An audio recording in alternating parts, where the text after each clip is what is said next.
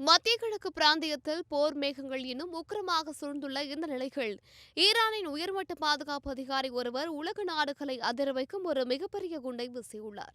அமெரிக்காவின் செல்வாக்குமிக்க Epstein network குழுவினர் 2001 நடந்த 9/11 தாக்குதலை போன்ற ஒரு கொடூரமான சதியை தீட்டி வருவதாக அவர் குற்றம் சாட்டியுள்ளார்.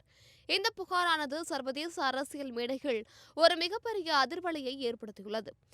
ஈரானின் உச்ச தேசிய பாதுகாப்பு கவுன்சில் செயலாளர் அலி லாரிஜானி தனது எக்ஸலத்தில் இந்த அதிரடி தகவலை பகிர்ந்துள்ளார்.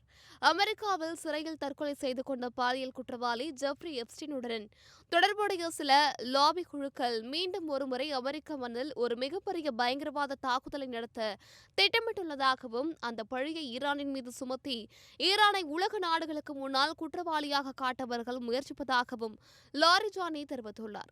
இதுபோன்ற பயங்கரவாத திட்டங்களை ஈரான் கொள்கை ரீதியாகவே கடுமையாக எதிர்ப்பதாக கூறியுள்ள அவர், ஈரானுக்கு அமெரிக்க மக்கள் மீது எந்த பகையும் இல்லை என்று தெளிவுபடுத்தியுள்ளார். அமெரிக்கா மற்றும் இஸ்ரேல் நாடுகள் ஈரானின் இறையாண்மை மீது நடத்தி வரும் ஆக்கிரமிப்பு தாக்குதல்களுக்கு எதிராக தற்காப்பு நடவடிக்கைகளை மட்டுமே தாங்கள் மேற்கொண்டு வருவதாக அவர் குறிப்பிட்டுள்ளார். ஆக்கிரமிப்பாளர்களுக்கு பாடம் புகட்ட ஈரான் எப்போதும் தயாராக இருப்பதாகவும், ஆனால் அதற்கு இதுபோன்ற குறுக்கு வழிகளை தாங்கள் ஒருபோதும் நாடமாட்டோம் என்று அவர் எச்சரிக்கை விடுத்துள்ளார். லாரிஜானி ஏன் 9/11 தாக்குதலை இப்போது குறிப்பிடுகிறார் என்பதுதான் இங்கு கவனிக்கப்பட வேண்டிய விஷயம். 2001 செப்டம்பர் 11 நடந்த அந்த தாக்குதலில் சுமார் 3000 பேர் உயிரிழந்தனர். அல் கொய்தா பயங்கரவாதிகள் 4 விமானங்களை கடத்தி உலக வர்த்தக மையத்தின் இரட்டை கோபுரங்கள் மற்றும் பென்டகன் மீது மோதிய அந்த ஒரு சம்பவம் உலக வரலாற்றையே மாற்றியது. இப்போது அதேபோன்ற ஒரு போலியான சூழலை உருவாக்கி ஈரானை முழுமையான போருக்குள் இழுக்க சதி நடப்பதாக ஈரான் அஞ்சுவதையே இது காட்டுகிறது.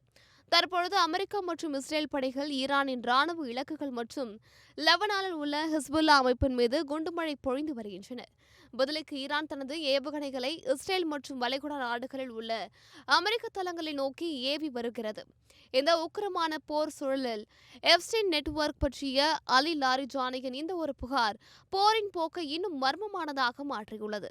சர்வதேச உளவு அமைப்புகள் மற்றும் உலக நாடுகள் இந்த புகாரை எப்படி பார்க்கப் போகின்றன என்பதை பொறுத்திருந்துதான் பார்க்க வேண்டும்.